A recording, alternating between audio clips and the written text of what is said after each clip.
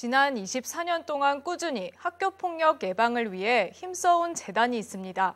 바로 청소년폭력예방재단인데요.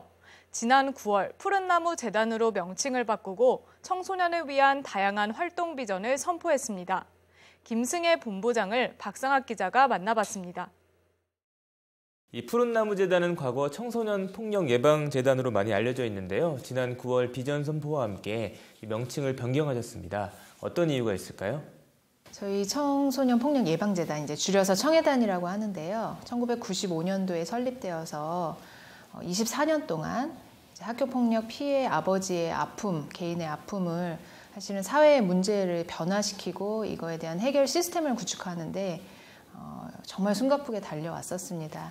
달려오면서 피해 학생이나 보호자, 가족에 대한 치유, 또 가해 학생에 대한 어떤 선도나 교육, 또 이 시스템을 이제 하고 있는 교육, 어떤 체계를 바꾸거나 또 필요한 법률이나 이런 사회 변화를 만들어내는 일들을 했는데, 하면서 많이 고민됐던 것들은 그 안에서 여전히 우리 청소년들을 더 보듬고, 또 아이들이 학교폭력 문제 때문에 어려움을 겪었지만 거기에서 더 나아가서 결국에는 잘 자라게 해야 되잖아요. 또 사회의 구성원으로서 성장하게끔 도와줘야 되는데, 이제 그런 모든 것들을 조금 더 폭넓게 품어서 아이들이 잘 자랄 수 있는 환경을 좀 구축해주면 좋겠다.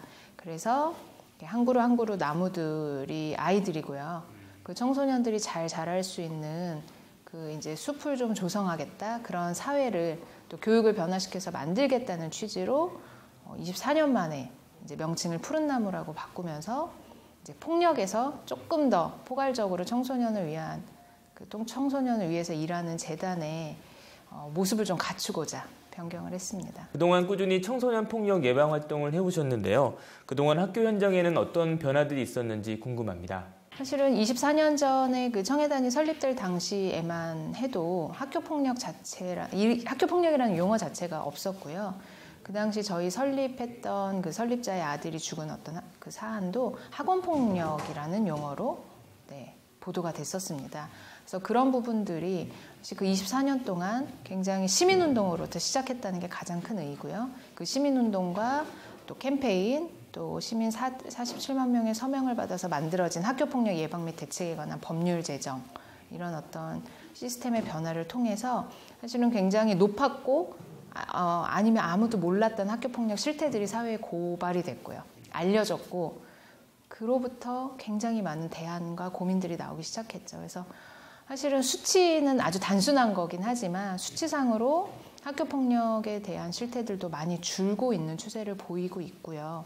또 그런 변화 속에서 국가가 움직였고, 그래서 국가가 이거를 정책으로 풀어내기 시작했고, 또 학교나 선생님들도 학교폭력 문제가 개인의 문제가 아니라 다 같이 고민해야 된다는 문제로 이제 공감하기 시작했고, 그게 이제 당사자, 학생, 보호자, 학교, 나아가서 사회도 다 같이 생각하고 고민하고 감소시키려고 노력하는 문제가 됐다는 게 사실은 가장 큰 변화고요. 이 말씀하셨듯이 여전히 청소년들 사이에서는 폭력으로 고통받는 친구들이 많이 있습니다. 과거와는 이 학교폭력 유형도 많이 달라졌다고 들었는데 소개를 좀 해주시죠. 제가 기억하기로는 2011년에 사실 사이버 폭력의 문제를 이미 한번 그 세상에 알렸었습니다. 앞으로는 이 아이들의 온라인 환경에서의 폭력이 굉장히 문제가 될 것이다. 사실 지금 가장 많이 화두로 떠오르는 것도 사이버 폭력이고요. 저희가 현장에서 들어오는 사례들을 분석해보면 성 관련된 폭력 사례들이 사실은 굉장히 많이 늘었습니다. 그리고 앞으로 많이 또 우려되는 것은 단순한 어떤 한 가지 유형의 폭력이 아니라 신체 폭력 플러스 사이버 폭력, 성폭력, 요즘에도 사건들 보면 성폭력이 일어났지만 이걸 유포시키는 과정들이 같이 붙잖아요. 이런 식으로 폭력이 굉장히 변화하고 그다음에 아주 빠르게 진화하는 것들이 앞으로 되게 고민하고 빨리 대처를 사실 이미 좀 늦었죠. 하지만 그래도 지금이라도 빨리 예측해서 대처해야 되는 주요한 문제라고 보고 있습니다. 현재 학교 폭력으로 고통을 받고 있는 친구들 어떻게 도움을 좀 받을 수 있을까요? 무엇보다 꼭 얘기해주고 싶은 건 학교 폭력은 피해를 당한 아이들이나 피해를 당한 청소년들의 잘못이 아니다. 그러니까 언제든지 반드시 꼭 도움을 요청해라. 그리고 그 도움은 부모님이 될 수도 있고 선생님이 될 수도 있고 청해단 같은 기관이 될 수도 있는데 언제든지 들어줄 수 있으니까 꼭 도움을 요청해라.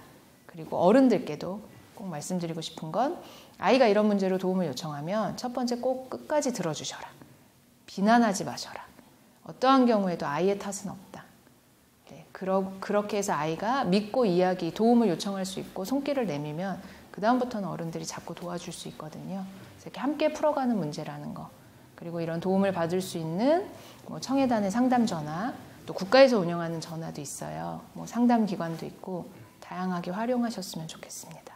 지난 20년 넘게 청소년들을 위한 다양한 사업 하셨는데요. 앞으로도 청소년들의 꿈을 키우기 위한 다양한 일 해주시기 바랍니다. 오늘 말씀 감사합니다.